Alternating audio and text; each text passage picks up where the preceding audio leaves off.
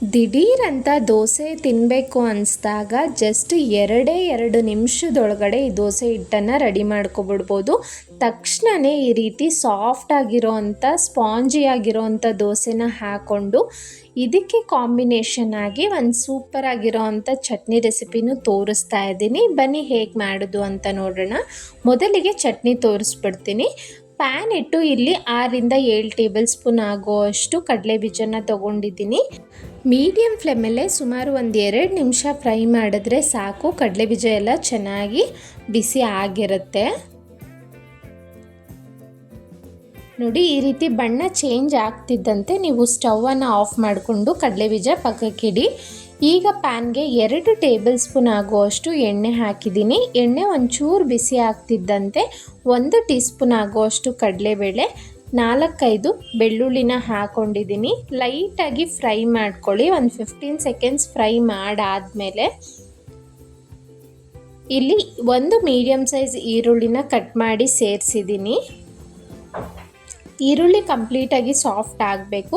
ಈರುಳ್ಳಿ ಫ್ರೈ ಮಾಡ್ತಾ ಖಾರಕ್ಕೆ ತಕ್ಕಂತೆ 3 ಒಣಮೆಣಸಿನ್ಕಾಯಿ, ಒಂದು ಸ್ವಲ್ಪ ಕರಿಬೇವನ್ನು ಹಾಕ್ಕೊಂಡಿದ್ದೀನಿ. ನಂತರ ಒಂದು 1/2 ಟೀ ಸ್ಪೂನ್ ಜೀರಿಗೆ, ಹಾಗೆ ಒಂದು ಸ್ವಲ್ಪ ಹುಣಸೆ ಹಣ್ಣು ಹಾಕಿದ್ದೀನಿ. ಒಂದು 2-3 ನಿಮಿಷ ಫ್ರೈ ಮಾಡಿದ್ರೆ ಕಂಪ್ಲೀಟ್ ಸಾಫ್ಟಾಗಿ ಆಗಿರುತ್ತೆ ನಿಮಗೆ. ಈಗ ಸ್ಟವ್ ಆಫ್ ಮಾಡಿ ಮಿಕ್ಸಿ ಜಾರ್ಗೆ ಇದನ್ನು ಮತ್ತು ಕಡಲೆಬೀಜನೂ ಹಾಕ್ಕೊಂಡಿದ್ದೀನಿ. ರುಚಿಗೆ ತಕ್ಕಷ್ಟು ಉಪ್ಪು ಹಾಕ್ಕೊಂಡಿದ್ದೀನಿ. ಒಂದು ಸ್ವಲ್ಪ ನೀರನ್ನು ಸೇರಿಸ್ಕೊಂಡು ಇದನ್ನು ರುಬ್ಕೊಳ್ಳೋಣ. ಕನ್ಸಿಸ್ಟೆನ್ಸಿ ನೋಡಿ ಹೀಗಿದೆ. ಇಡ್ಲಿ, ದೋಸೆ ಎಲ್ಲದಕ್ಕೂ ಒಂದೊಳ್ಳೆ ಕಾಂಬಿನೇಷನ್ ಈ ಚಟ್ನಿ. ಇದಕ್ಕೆ ಒಂದು ಸಣ್ಣ ಒಗ್ಗರಣೆ ಕೊಡ್ತಾ ಇದ್ದೀನಿ. ಇದು ಆಪ್ಷನಲ್. 1 ಸ್ಪೂನ್ ಎಣ್ಣೆಗೆ ಒಂದು ಸ್ವಲ್ಪ ಉದ್ದಿನಬೇಳೆ, ಕರಿಬೇವು, ಮೆಣಸಿನ್ಕಾಯಿ ಹಾಕಿ ಆ ಒಗ್ಗರಣೆನ ಹಾಕ್ಕೊಂಡಿದ್ದೀನಿ ಚಟ್ನಿಗೆ. ಈಗ ದೋಸೆ ಹಿಟ್ಟು ಮಾಡ್ಕೊಳ್ಳೋಣ. ಒಂದು ಮಿಕ್ಸಿ ಜಾರ್ಗೆ ಇಲ್ಲಿ 1 ಕಪ್ ಆಗೋಷ್ಟು ಅನ್ನ ಹಾಕ್ಕೊಂಡಿದ್ದೀನಿ. ನಂತರ ಅದೇ ಕಪ್ಪಿನ ಅಳತೆಯಲ್ಲಿ ಅರ್ಧ ಕಪ್ಪು ಸೂಜಿ ರವೆ, ಅಂದರೆ ಉಪ್ಪಿಟ್ಟೆಲ್ಲ ಮಾಡೋಕ್ಕೆ ಬಳಸ್ತೀವಲ್ಲ ಅದೇ ರವೆನ ಹಾಕ್ತಾ ಇದ್ದೀನಿ ಇಲ್ಲಿ. ನಂತರ ಅದೇ ಕಪ್ಪಲ್ಲಿ ಅರ್ಧ ಕಪ್ ಆಗುವಷ್ಟು ಮೊಸರನ್ನ ಹಾಕಿದ್ದೀನಿ. ಹುಳಿ ಮೊಸರಿದ್ರೆ ಇನ್ನೂ ತುಂಬ ಚೆನ್ನಾಗಿ ಬರುತ್ತೆ. ಇಲ್ಲ ಅಂದರೆ ಪರವಾಗಿಲ್ಲ, ನಾರ್ಮಲ್ ಮೊಸರು ಹಾಕ್ಕೊಳ್ಳಿ.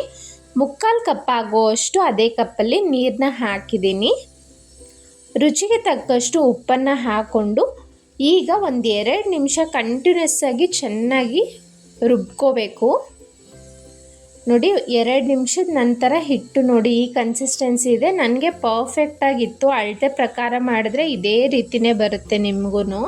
ಎಷ್ಟು ನುಣ್ಣಗಾಗುತ್ತೋ ಅಷ್ಟು ನುಣ್ಣಗೆ ರುಬ್ಕೋಬೇಕು. ಈ ರೀತಿ ಮಿಕ್ಸ್ ಮಾಡ್ತಾ ಆಗಾಗ ರುಬ್ಕೊಳ್ಳಿ. ಈಗ ಇದನ್ನು ಒಂದು ಬೌಲ್ಗೆ ಹಾಕೊಳ್ತಾ ಇದ್ದೀನಿ. ಈಗ ಇಮ್ಮಿಡಿಯೇಟಾಗಿ ದೋಸೆ ಹಾಕೋಬಿಡ್ಬೋದು. ಇದನ್ನು 10 ನಿಮಿಷ ನೆನೆಯೋದಕ್ಕೆ ಬಿಡಬೇಕು ಆ ರೀತಿ ಎಲ್ಲ ಏನಿಲ್ಲ. ಸೋಡಾ ಹಾಕದೆ ಬೇಕಾದರೂ ಮಾಡ್ಕೋಬೋದು, ಆಪ್ಷನಲ್. ನಾನಿಲ್ಲಿ ಇನ್ನೂ ಸ್ವಲ್ಪ ಸ್ಪಾಂಜಿಯಾಗಿ ಬರಲಿ ಅನ್ನೋದಕ್ಕೋಸ್ಕರ 1/4 ಟೀ ಸ್ಪೂನ್ ಆಗೋವಷ್ಟು ಅಡುಗೆ ಸೋಡಾ ಹಾಕ್ತಾ ಇದ್ದೀನಿ. ನಾನು ಮೊದಲೇ ಹೇಳಿದಾಗೆ ಅಡುಗೆ ಸೋಡಾ ಹಾಕದೇ ಇದ್ರೂ ದೋಸೆ ತುಂಬ ಚೆನ್ನಾಗಿ ಬರುತ್ತೆ. ನನ್ನ ಚಾನಲ್ನಲ್ಲಿ ಆಲ್ರೆಡಿ ಇನ್ಸ್ಟೆಂಟಾಗಿ ಮಾಡೋವಂಥ ದೋಸೆ ರೆಸಿಪೀಸ್ ತುಂಬಾ ಇವೆ.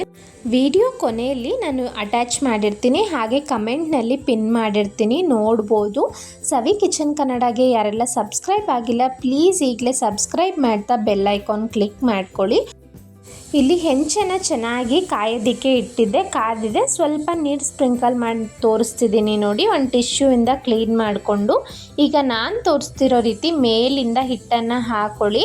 ನಾವು ಸ್ಪ್ರೆಡ್ ಮಾಡೋ ಅವಶ್ಯಕತೆ ಏನಿರೋದಿಲ್ಲ, ಜಸ್ಟು ಅದೆಷ್ಟು ಸ್ಪ್ರೆಡ್ ಆಗುತ್ತೋ ಅಷ್ಟೇ ಸಾಕಾಗುತ್ತೆ. ಈಗ ಮೀಡಿಯಮ್ ಫ್ಲೇಮ್ ಇಟ್ಕೊಂಡು ದೋಸೆನ ಬೇಯಿಸ್ಕೊಳ್ಬೇಕು. ನಾನು ಸ್ವಲ್ಪ ಎಣ್ಣೆನ ಹಾಕ್ಕೊಳ್ತಾ ಇದ್ದೀನಿ. ಒಂದು ಲಿಡ್ ಕ್ಲೋಸ್ ಮಾಡಿ ನೀವು ಒಂದೇ ಕಡೆ ಬೇಕಾದರೂ ಬೇಯಿಸ್ಬೋದು. ನಾನಿಲ್ಲಿ 2 ಕಡೆನೂ ಈ ರೀತಿ ಬೇಯಿಸ್ಕೊಳ್ತಾ ಇದ್ದೀನಿ. ತುಂಬಾ ಸಾಫ್ಟಾಗಿ ಸ್ಪಾಂಜಿಯಾಗಿರುತ್ತೆ. ಎಷ್ಟು ಕೊಟ್ಟು ತಿಂತಾನೆ ಇರ್ತಾರೆ, ಅಷ್ಟು ಚೆನ್ನಾಗಿರುತ್ತೆ. 2 ಕಡೆ ಬೇಯಿಸೋದಕ್ಕೂ ತುಂಬ ಏನು ಟೈಮ್ ತೊಗೊಳ್ಳೋದಿಲ್ಲ. ಈ ರೀತಿ ಲೈಟಾಗಿ ಬಣ್ಣ ಚೇಂಜ್ ಆಗ್ತಿದ್ದಂತೆ ನೀವು ತೆಗೆದು ಪಕ್ಕಕ್ಕೆ ಇಟ್ಕೊಳ್ಳಿ.